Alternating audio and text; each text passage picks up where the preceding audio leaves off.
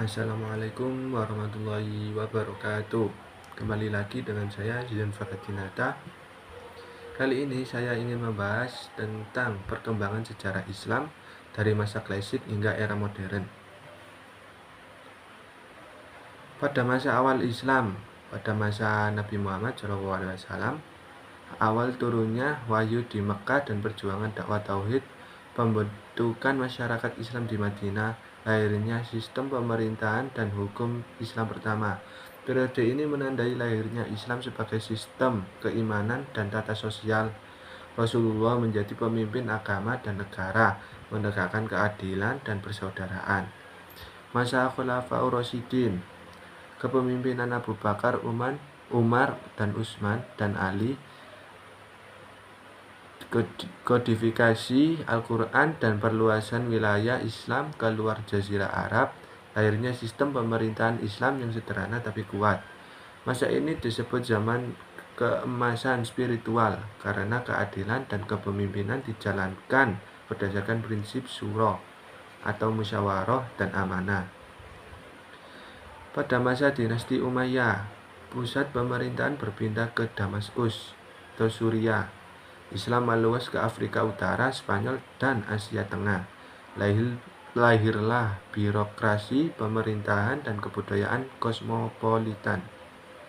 Periode ini menandai ekspansi besar Islam sekaligus awal pembentukan sistem kekaisaran yang kuat secara politik dan militer. Pada masa dinasti Abbasiyah atau zaman keemasan Islam, pusat pemerintahan di Baghdad menjadikan pusat ilmu pengetahuan dunia. Lahir ilmuwan besar seperti Al-Khawarizmi, Ibnu Sina, dan Al-Farabi. Perkembangannya ilmu agama, sains, filsafat, dan sastra. Inilah masa Golden Age of Islam, di mana Islam menjadi pusat intelektual dunia.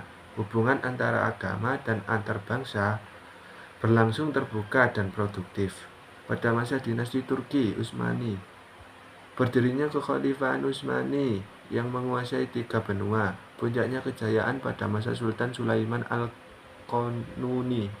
Perkembangan arsitektur Islam megah seperti Masjid Biru dan Hagia Sophia.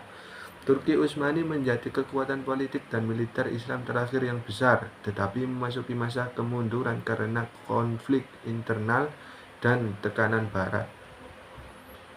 Pada masa kolonialisme dan pembangkitan Islam, dunia Islam terpecah dan banyak wilayah dijajah bangsa Eropa.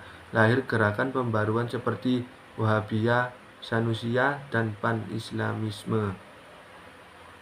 Muncul tokoh pembaharu seperti Jamaluddin Al-Afghani, Muhammad Abduh, Rashid Ridho. Masa ini menjadi titik balik kebangkitan Islam melalui gerakan intelektual dan politik yang menentang penjajahan serta menyerukan pembaruan pemikiran Islam. Pada masa modern dan kontemporer, muncullah negara Islam merdeka setelah kolonialisme.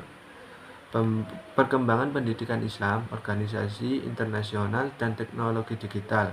Tantangan baru, globalisasi, sekularisasi, dan radikalisme.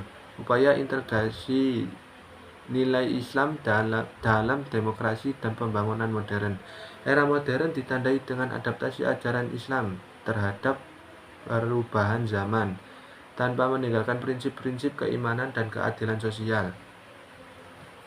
Sejarah Islam mengalami perkembangan dinamis dari masa klasik hingga modern. Kejayaan dan kemunduran menjadi pelajaran penting bagi umat Islam. Tantangan masa kini harus dihadapi dengan ilmu persatuan dan nilai keislaman.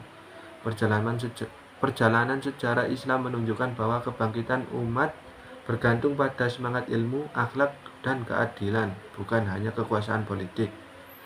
Itulah pembahasan dari saya. Sekian, terima kasih. Wassalamualaikum warahmatullahi wabarakatuh.